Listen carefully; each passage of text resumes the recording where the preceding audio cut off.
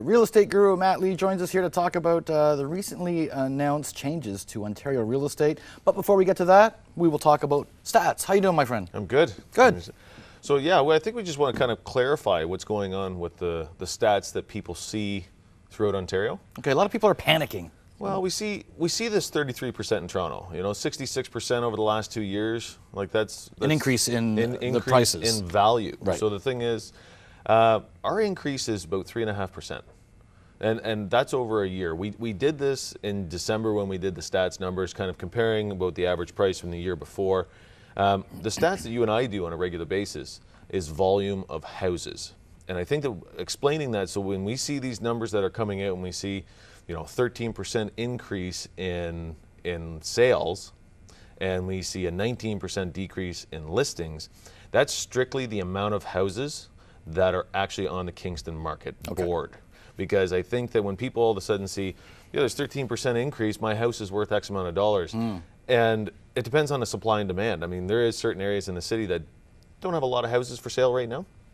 Does that push prices up a little bit? Maybe. It just comes down to a supply and demand scenario. I think that explaining that the 33% that's happening in Toronto is a Toronto and Vancouver style of market. Ottawa is about 5.5%. Nowhere near that. Nowhere near that. And we're about 3.5. And I think just explaining that is a good thing so that people can understand that. Yeah. So they're thinking that their value is not also going to go up 33% in areas east of, let's say, Belleville. Yeah. Cobourg. And we'll talk about this greater golden horseshoe. I mean, they've expanded what this horseshoe was originally.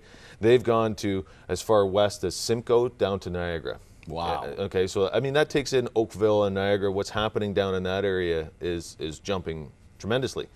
It is coming out as far as Peterborough and cutting straight down to Cobourg. So you've got Peterborough County and you've got Northumberland County. I'm from Campbellford originally, so I mean that's in that mapping area. There's a sign there that says, "Welcome to Campbellford, home of Matt Lee," I believe. There should be, if there's not. Yeah, I don't think so. Okay.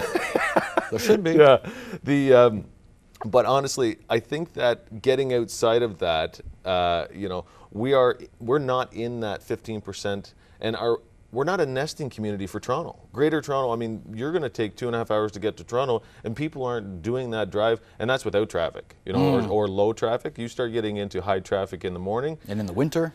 Yeah, we don't have an express via that's going to take you into Toronto. I mean, are we going to get a trickle out because of people looking to invest in properties? Possibly. But I don't think it's a huge factor in what we're looking at. The two things that I saw on that announcement of the 16 different things was rules and regulations that they're going to review for the real estate agents. Because they haven't been updated since 2002, maybe? Yeah, so REBA was 2002, and basically what we do is they do change as they come along. So basically we have a Kingston board, and these are excellent people. Like I know them personally. They're looking into different situations that are happening every day. I mean, they get, if whether there's a complaint or if there's just somebody wants to bring something to their attention. I mean, there's emails coming to them on a regular basis. So then you have the Kingston board, and then you have an Ontario board. And we all work under the same rules and regulations. We have certain rules in Ontario, and outside of that province, out of our province, there's different rules and regulations. So we have a governing body called RECO, and it's a Real Estate Corporation of Ontario, and they govern what we're doing. So basically, I think that having further education or having them look into the rules and regulations is always a great thing, because I mean, we want the consumer to be, first of all, protected and to understand the process. I think that is the best thing to the way to put it.